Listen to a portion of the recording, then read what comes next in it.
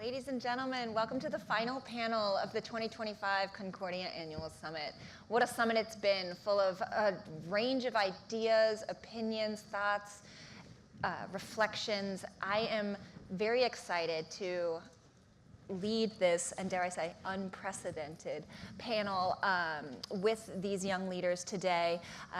Many of you may know that this is Concordia's 15th anniversary. Concordia, of course, was founded by next generation of global leaders, right? We've grown up within this space and with these ideas and this community that supported us, but it started with young leaders. And so I think it's all too fitting that we are able to bring this conversation together for what I hope is the first of many conversations where we get to actually reflect and bring in voices of next generation leadership into the conversation more concretely and more in a reflective sense of what did they hear, what did they learn, and how does it track with their view? So with that in mind, I'm so pleased to be joined by Alreem, Maeve, and Hanne. I'm grateful to QatarDebate for this collaboration and this opportunity to bring this conversation together, and let's get into it. So over the past few days, again, you've been sitting in audiences, connecting with people across the lounges, using the different tools and technologies on site to really get a feel of what the Concordia Summit has been all about. I'd love to share, if you could paint a word cloud or just kind of key takeaways if you're chatting with folks after the summit, returning to your classrooms or connecting with your peers. What was this summit about? What were the big ideas that stood out to you? What was a dominant theme or insight that you thought, what was the key takeaway? We can start with whomever wants to answer that. I can go ahead. Please. For me, the biggest takeaway in my perspective is education. And what I felt was echoed a lot in the summit is education is the one thing, despite conflict, despite displacement, is the one thing that no one can take away from you. And I want to also re-highlight what was said, is that displacement can happen to anyone, anywhere, especially with the height of more and more climate crisis happening. And so that was sort of my biggest takeaway. I think that's a great takeaway. Any one of us could be on this stage or in a space that's requiring the ideas that the stage is talking about. Maeve? Well, thank you so much for having us. I'll just quickly say that any views expressed are my own. I think for me, She's a lawyer by yeah, trade. sorry, I have to say that. So I was mostly following the energy, environment, and transition theme, and I would say my big takeaway was probably the importance of addressing the energy demand. I think there was a lot of different conversations that had very opposing views in how to meet that growing energy demand, but nonetheless, it really struck home the need to meet that energy demand in order to meet our climate goals, in order to ensure national security and the like. So. Great. Hanne, what stuck out to you? I think if we could define the Concordia Summit with one word, it would be AI. I mean, if we had a word count, I think AI would be the first by a large margin. And well, what I'd like to highlight is the differences in perspective that the younger generation might have with the older generation about AI. And I would argue that AI, the older generation sees it as this tool for replacement of human capital. And because of this, maybe they overzealously invest in it or see it as the future. When I would argue that in the short to medium term, it still needs that human effect. And in the long term, I would argue that humane use of AI would focus on it being a tool for productivity increment and efficiency instead of replacement of human capital. Great, thank you. So we talked about what stood out to you, or what you thought were key themes coming through the session. What do you think was missing? Was there an area that you thought needed more attention based on how your generation sees it as a priority? Maeve, go ahead and start with that. Sure thing, thanks. So I think what stood out to me as a gap in terms of addressing the energy demand was that I attended quite a few sessions where there was a focus on country-level interests rather than looking at global cooperation. And as we know, Energy is a huge player in the climate crisis. We know that climate change is a global problem, and so it really requires global cooperation in order to solve it. I know right now, as COP30 is approaching, the concept of mutarau is really starting to evolve on that stage. It's a Brazilian phrase, concept about working together towards a collective goal that we all benefit from. And I think in this phrasing of the energy issue as kind of just a country level issue, it really misses out on that opportunity to act as a global community.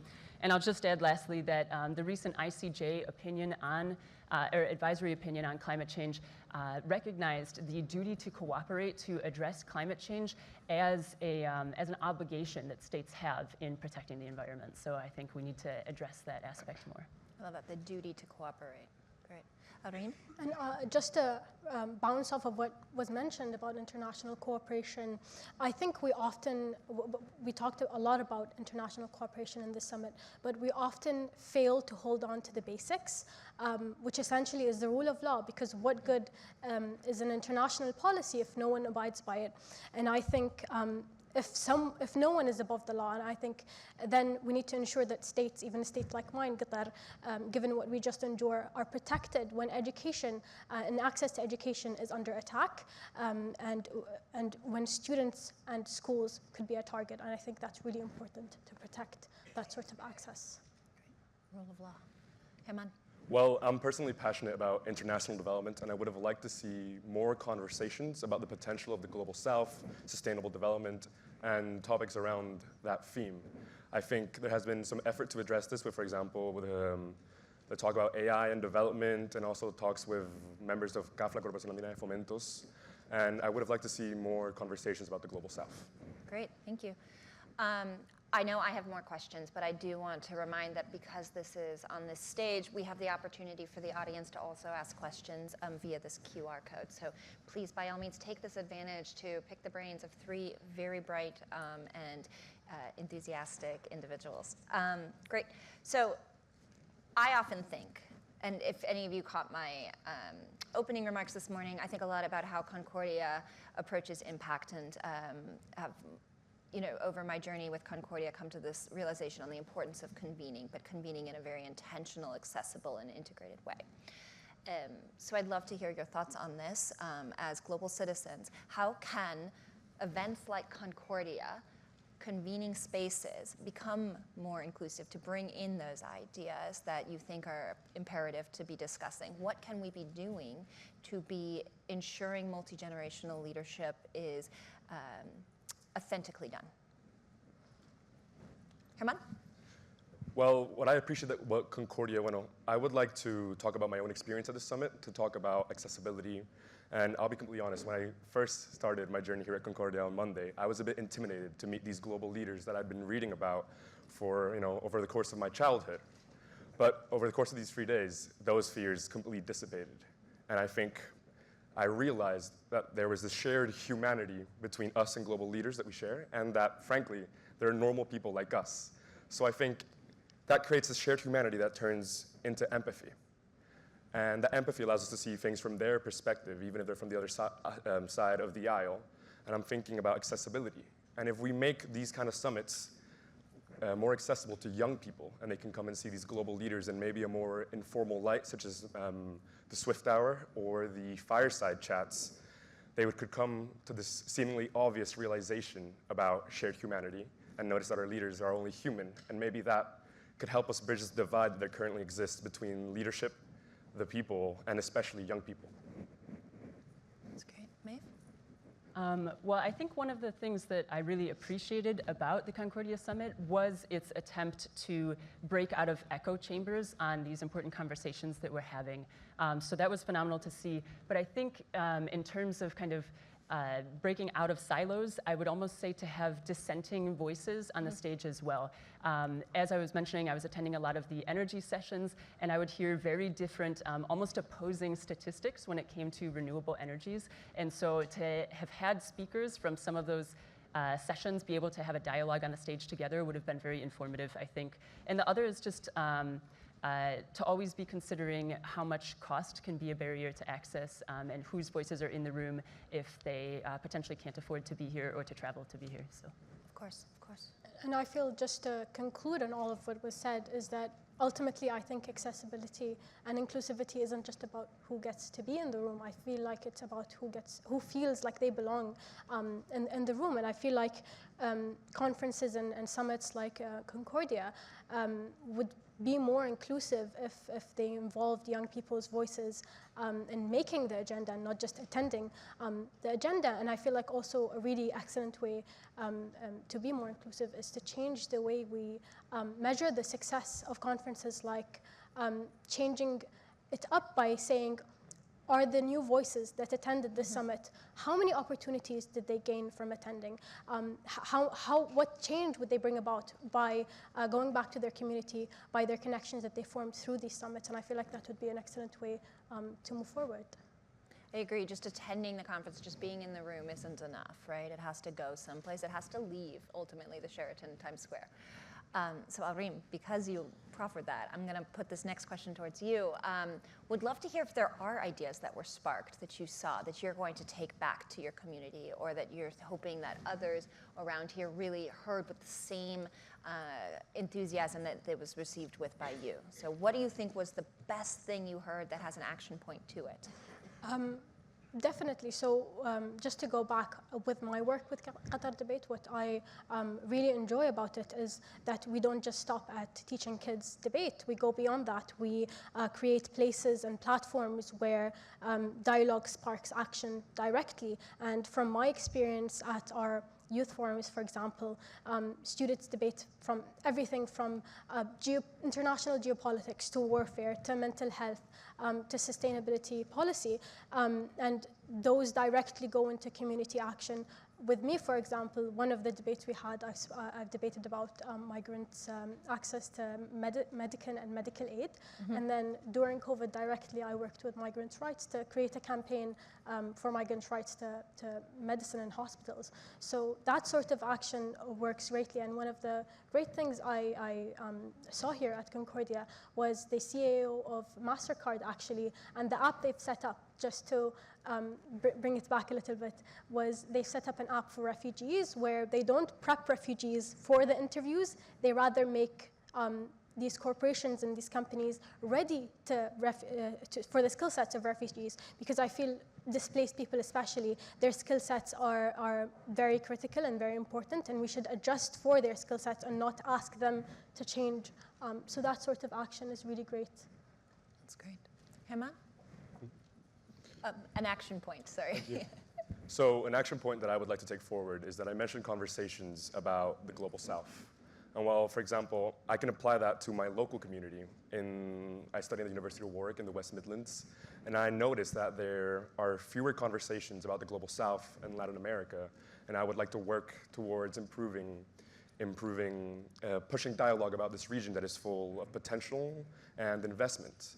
And for example, I'm the co-president of the Warwick Latin American Society, and we've been working to invite policymakers and academics from neighboring universities to come speak and push this dialogue. And, if you're being very generous, you could say we're like a mini Concordia. Maeve? So some of my background has been working with the University of Cambridge to develop free online courses regarding sustainable development and the law, particularly focusing on different sustainable development goals such as climate change, biodiversity, sustainable cities, things along these lines, trade rules. And so I'd really like to bring some of what I've gathered from the summit about the importance of the private sector into those conversations with our students. We do have students that kind of are across all sectors. It's not just that they're coming from government or just that they're coming from academia, but to be able to highlight that intersection and that role and that ability to work together a bit more. So. Sensing a theme coming from you around cross-sector collaboration, which is a theme we encourage here at Concordia. So I'm going to take a question from the audience. How do you think your generation's approach to global challenges differs from that of older generations? I could start if you want. So I think our approach to addressing these challenges, as I was mentioning earlier, is much more global. I think we have a global focus. I know on the first day it was mentioned in the Gallup survey that the youngest generation, the Gen Z, was the only one that was above 50% approval rating for the job performance of the United Nations. And I think that is not because of they're younger and they have some naivete about them that they'll grow out of and become more skeptical. I think it's truly boils down to our use of social media, our use of we have an interconnected planet. We're in conversations daily with people around the world. I would say we're seeing this content, we're interacting on these global issues, and so I would say that we come with that global perspective to these issues that maybe some of the speakers that we heard from perhaps have more of a domestic level approach. So Interesting. Interesting. Alreem? Yeah, so just to sort of summarize everything that I feel like I found the difference between sort of youth forum and classical adult forum is the hope. A lot of young people still have hope and still want to bring up change. I feel I found It's such a powerful statement, by the way. I want everyone to sit with this, that young people have hope. Yeah, so we still have hope, and I feel the older generation still want to bring about change, and I found a lot of executives and heads of state actually are willing to invest and to work on that change, and I feel young people's skill sets and sort of creativity and innovation can be used, and their hope is very unique and can be used to bring about proper action and new policies and reinforcing those sort of policies. Herman? I think something that also gives young people an advantage over maybe other generations is that we have a deep knowledge of the tools of today. For example, in civic society, young people can help because they know the newest fundraising methods or the best way to run a campaign that addresses the interests of the younger generations. So I think it's essential to have a young voice in order to hear from that perspective and in order to push their agendas, which are important because they're the agendas of the future. Well, ladies and gentlemen, you have 3 minutes to push an agenda. So if I were to plop each of you in an elevator across town at UNGA or in a few weeks at COP30, I would love to hear how you would use that minute in that elevator. Pretend the elevator broke. So how would you use that? What is the message you would bring to somebody holding the pen on a policy piece that you care about? Alreem, we'll start with you. Yeah, so invest in education. When you unlock the potential of a displaced child, a young person with a disability, or someone shut out of an opportunity, you create prosperity and opportunity not just for them, but for you. That sort of prosperity is shared all over. And I know that, we know that, all of us, because we already know that every dollar that's invested in girls' education, you get $3 back in terms of ROI. And that sort of investment is one of the smartest investments that governments all over the world can make. And I feel we should invest more in education, definitely. Great, thank you. Maeve? I think in terms of a message for a UN body or at the Conference of the Parties would really be to push looking into subnational level actions. I think that's where we see a lot of the movement on these large changes. It's not necessarily happening at the national level. National commitments can change and fluctuate. I think we really see movement on the ground with the people, and so making sure that you're constantly engaging the people that need to be involved, making sure that you're hearing a wide range of voices and that you're seeking out those voices. So. Perfect. Hanne? I'd like to slightly alter the question, if that's okay. And it's your elevator ride. Go forth. And well, if I had a platform at the annual Concordia Summit, what would I say? And luckily, I do. So I'd like to say the following. And it's that currently, a lot of consulting groups have come out and informed that there is a global shortage of talent. And let's think about the framing of that question, global shortage of talent. I would argue that it puts the pressure on the younger generations, when I'd argue that maybe the most effective way to solve this divide is for companies to provide more funding for training and opportunities for younger people. And I recognize that right now I'm sitting in front of many senior figures. And what I'd like to say to them is to challenge them to put a young voice on the table, but not only have it there, truly listen to it. Listen to it, and you won't only be surprised by the passion, but the knowledge, and most importantly, the adaptability to our ever-changing and increasingly complex world. And I've heard a lot of leaders over the past few days talk about how are we going to navigate this uncertain world that we live in. And what I say is to listen to the voices of those who were born into that world. And I promise that that global shortage of talent will become a missed opportunity. That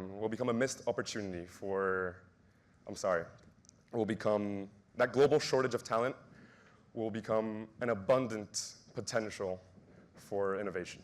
Thank you.